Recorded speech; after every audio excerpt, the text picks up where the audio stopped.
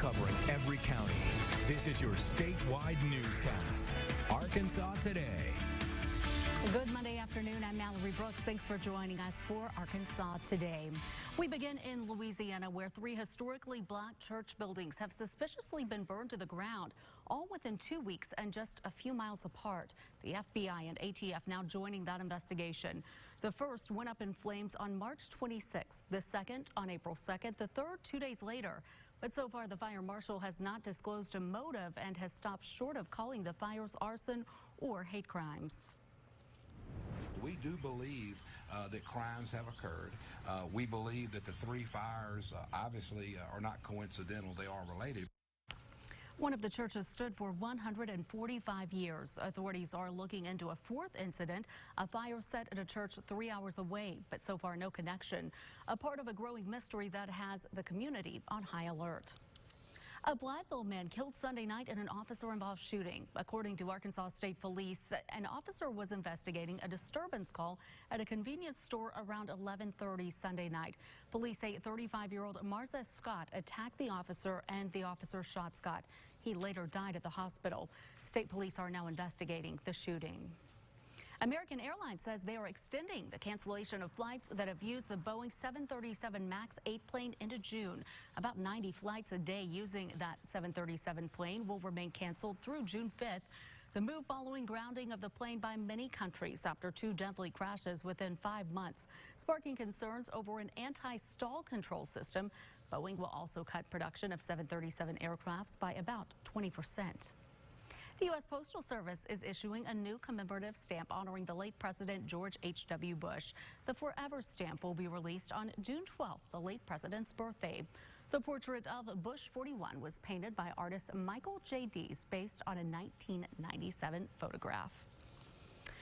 Kirstjen Nielsen forced out as Homeland Security Chief during a White House face-to-face with President Trump. Her resignation coming just 2 days after they visited the border together.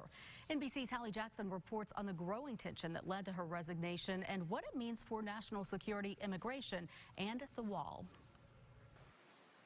A new era this morning inside one of the administration's most high-profile agencies, with embattled Secretary Kirstjen Nielsen out at the Department of Homeland Security. Multiple sources tell NBC News President Trump had grown frustrated with Nielsen's tenure as secretary, giving her the opportunity to resign after a meeting at the White House Sunday night. The president tweeting a perfunctory thanks for Nielsen's service. In her resignation letter, Nielsen writing she hopes the next secretary will have the support of Congress and the courts in fixing the laws which have impeded our ability to fully secure America's borders. Her departure coming just 2 days after she accompanied President Trump to the southern border Friday.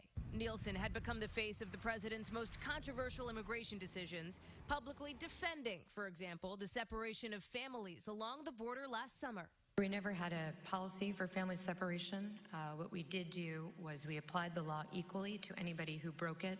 She and the president have had a rocky relationship for nearly a year, with Nielsen dogged by incessant rumors she was on the way out. Does the president have confidence in Secretary Nielsen? As we've said many times before, if the president no longer has confidence in a cabinet member, he'll let you know. Nielsen is the second top immigration official to leave in less than a week after the president unexpectedly jettisoned his pick to lead ICE. We're going in a little different direction. Ron's a good man, but we're going in a tougher direction. Although the number of overall undocumented immigrants crossing the border is down from its peak 2 decades ago, a record number of families and unaccompanied minors are now trying to enter the U.S.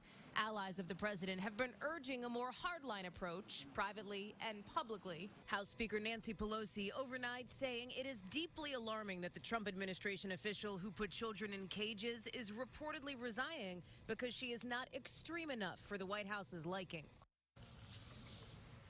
And let's take a look at the day ahead. Kevin McAleenan, the newly chosen head of the Department of Homeland Security, steps into his first full day. South Bend, Indiana Mayor Pete Buttigieg heading to Las Vegas for a meet and greet. He recently opened his presidential exploratory committee and says he raised about $7 million in the first quarter for a possible White House run. Jury selection expected to begin Monday in Brooklyn, New York, in a trial of a group of people accused of operating a sex slave ring, including a Smallville actress Allison Mack and Seagram's liquor heiress Claire Bronfman. And taking a look back on this day, 6 years ago, the Iron Lady Margaret Thatcher died in London from a stroke. Thatcher was Great Britain's longest-serving prime minister of the 20th century, shaping policy on labor, unions, free markets, and helping end the Cold War. And that is a look at your headlines. Big news on the Hill over the weekend.